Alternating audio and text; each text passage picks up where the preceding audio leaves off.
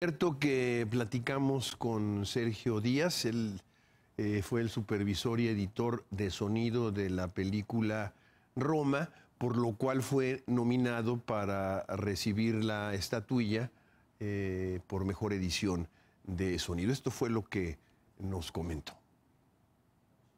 Y fui DJ durante 13, 15 años de mi vida.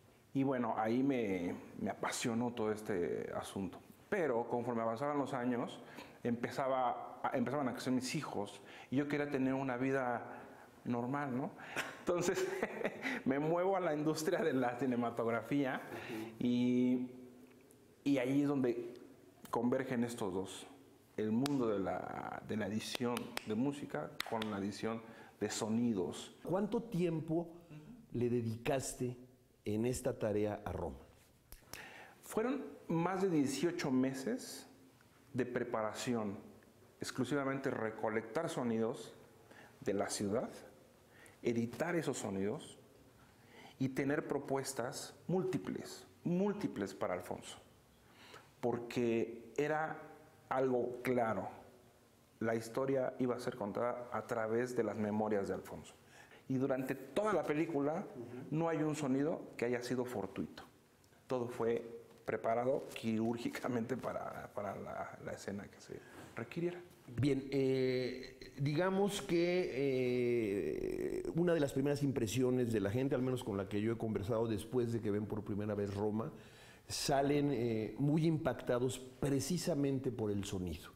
Se logra, bueno, entiendo que ahí hay algún efecto de carácter tecnológico, el tipo de mezclador, no sé, quizás no lo puedas contar, pero se nota un trabajo muy minucioso de una infinita variedad de sonidos, un universo de sonidos correspondiente, por cierto, a esa época. Quienes vivimos esa época lo tenemos absolutamente claro. Sí, la verdad es que todo el tiempo tratamos de encontrar esa cacofonía que había en los 70s, que era un mundo muy orgánico.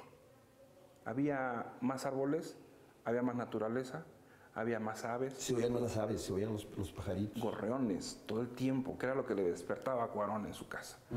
Y me pedía esas aves muy puntuales. Y bueno, en toda la exploración que se vivió, en todo ese tiempo que se recolectaron los sonidos, la idea siempre fue mantener y preservar este sonido realista, que tuviera esa pureza. Porque hoy en día la cacofonía es totalmente ruidosa, es muy industrial. Confunde, perturba. Sí, entonces hubo muchos momentos donde grabábamos atmósferas en ciudades anodinas y lograr tener esas capas, construcciones para poder involucrar sonidos ya más particulares que Alfonso quería. Los autos, por ejemplo. Los autos que pasaban por la calle Tepeji a una velocidad muy moderada. La banda de guerra. La banda del colegio militarizado. De los colegios, ¿no? Que salían. Las aves, los aviones. Había dos tipos de aviones en ese periodo, porque habían de hélice y de turbina.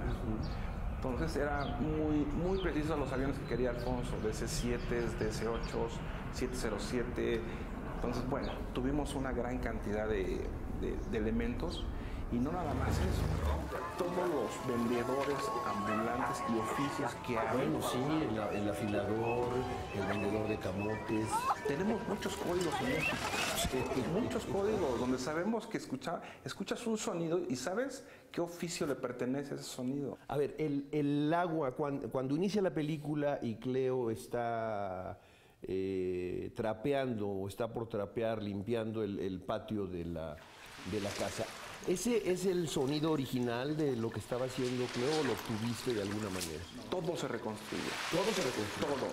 Lo reconstruimos en un spa, por cierto, aquí, abajo.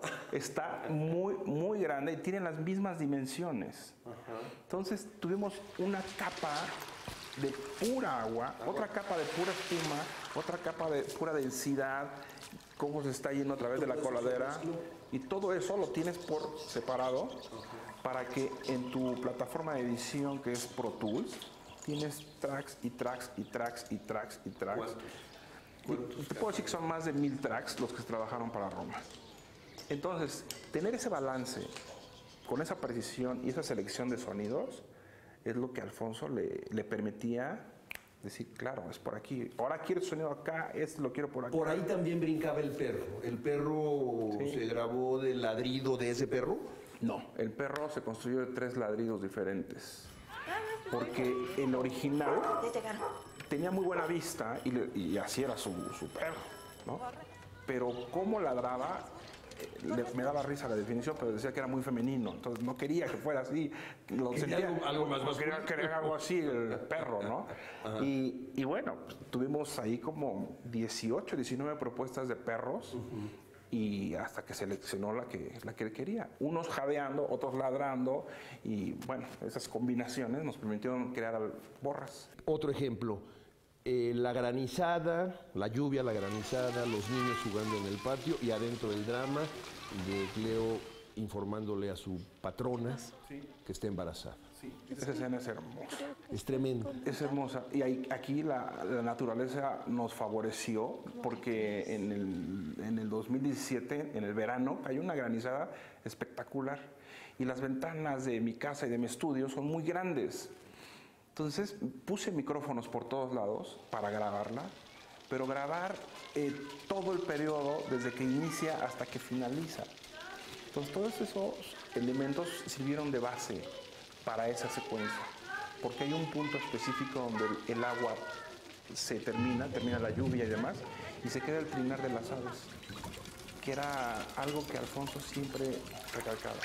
El trinar de las aves después de que llueve es muy especial. El halconazo.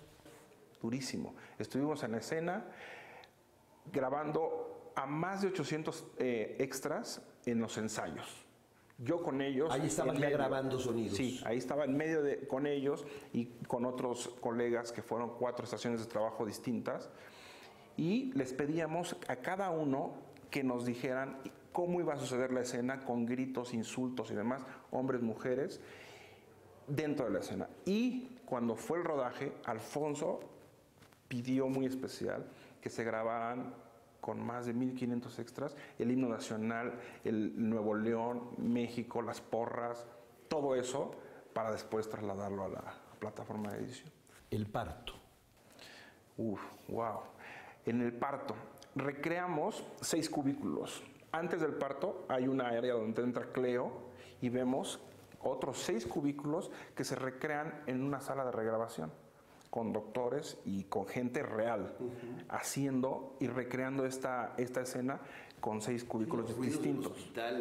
Todo lo que sucede ahí era lo que ellos harían en la vida real, pero todos ellos grabados con micrófonos independientes. Y después, el parto. Se puede entender, y ya con esto vamos a terminar, Sergio, se puede entender que al público mexicano le toque esta película Roma fibras muy sentidas. Sobre todo de una generación que, bueno, lo vivió de una manera muy clara y muy precisa. Pero de pronto uno no alcanza a entender por qué ha generado Roma esta reacción de interés y de gusto en públicos como el estadounidense o el europeo. Yo creo que la película Roma, en todo su universo, no es mexicana. Es una película universal y muy, muy humana. Entonces, toca fibras en toda la audiencia, en su propio universo, dentro de sus vivencias. Entonces, a mí me ha impactado lo que ha generado Roma en el mundo. Por eso digo que Roma es universal y humana. Pues muchas gracias y de verdad nuestros mejores deseos para que en una semana estés recibiendo la estatuilla. Y a mí me asalta la duda de si te vas a disfrazar de pingüino o no para la ceremonia. Sí, me voy a disfrazar de pingüino. Pero con etiqueta rigurosa. Rigurosa etiqueta y toda la medida, ya sabes, hombros, cadera y todo el asunto. ¿Ya te hicieron el traje? Está el diseñador trabajando en él. De hecho, tengo que ir a una prueba mañana, igual de zapatos y todo el asunto. Entonces, pues muy contento. La verdad estoy hablando este momento con mucho amor y agradecido con la vida por lo que me está pasando. Así Disfrútalo mucho. Y felicidades. Gracias nuevamente. Gracias a ti.